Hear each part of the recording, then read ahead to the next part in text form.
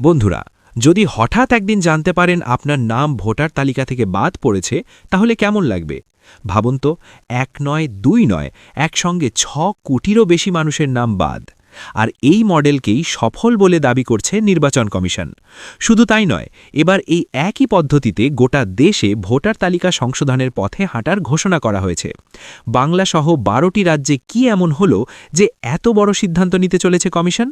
আজকের এই ভিডিওতে আমরা জানব এসিআইআর এর আসল ছবি, পরিসংখ্যান আর এর পিছনের বড় প্রশ্নগুলো। তাই পুরো ভিডিওটা শেষ পর্যন্ত অবশ্যই দেখুন। ভিডিও শুরু করার আগে বলি, যদি আপনি চান এই গুরুত্বপূর্ণ খবরটা দেশের প্রতিটা মানুষের কাছে পৌঁছাক, তাহলে এক্ষুনি ভিডিওটিতে লাইক করুন, আপনার মতামত কমেন্টে লিখুন, আর সবচেয়ে জরুরি, এই ভিডিওটা প্রচুর পরিমাণে শেয়ার করুন। শেয়ার করুন যাতে সবাই জানতে পারে ভোটার তালিকা নিয়ে ঠিক কি হচ্ছে। শেয়ার করুন যাতে ভবিষ্যতে কেউ অজান্তেই নিজের ভোটাধিকার হারিয়ে না ফেলেন। এবার আসি মূল বিষয়ে। বাংলাসহ দেশের ১২টি রাজ্য ও কেন্দ্রশাসিত অঞ্চলে বিশেষ নিবিড় সংশোধন বা এসিআইআর চালাতে গিয়ে একের পর এক সমস্যার মুখে পড়েছে নির্বাচন কমিশন।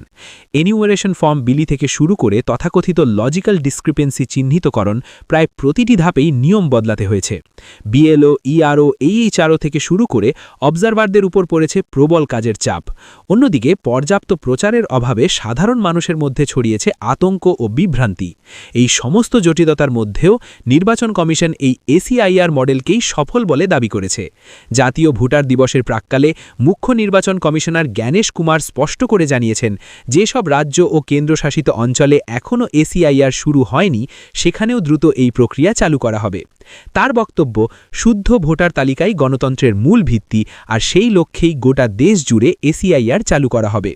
তিনি আরও জানান, বিহারে এই প্রক্রিয়ায় সাফল্য মিলেছে এবং সেখানে ভোটদানের হার ঐতিহাসিকভাবে বেড়েছে। কিন্তু এখানেই সামনে আসে সবচেয়ে বড় পরিসংখ্যান। নির্বাচন কমিশনের তথ্য অনুযায়ী গত ২৭ অক্টোবর এসিআইআর শুরু হবার পর বাংলাসহ এই ১২টি রাজ্যে মোট ৬.৫৯ কোটি ভোটারের নাম খসড়া তালিকা থেকে বাদ পড়েছে।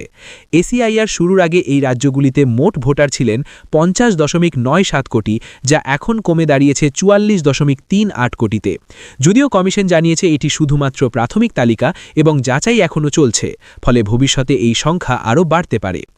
এই পরিসংখ্যান সামনে আসতেই উঠছে বড় প্রশ্ন, যদি এত বিপুল সংখ্যক ভোটার অযোগ্য বা ভুয়ো হয়ে থাকেন, তাহলে এতদিন তাদের নাম ভোটার তালিকায় ছিল কিভাবে? বিরোধীদের দীর্ঘদিনের ভোট চুরির অভিযোগের সঙ্গে এই তথ্যের কোনো যোগ রয়েছে কিনা তা নিয়েও রাজনৈতিক মহলে জোর চর্চা শুরু হয়েছে। অনেকের মতে, গোটা দেশে এসিআইআর চালু করে নির্বাচন কমিশন আসলে নিজেদের পুরনো ভুলই শুধরে নিতে চাইছে।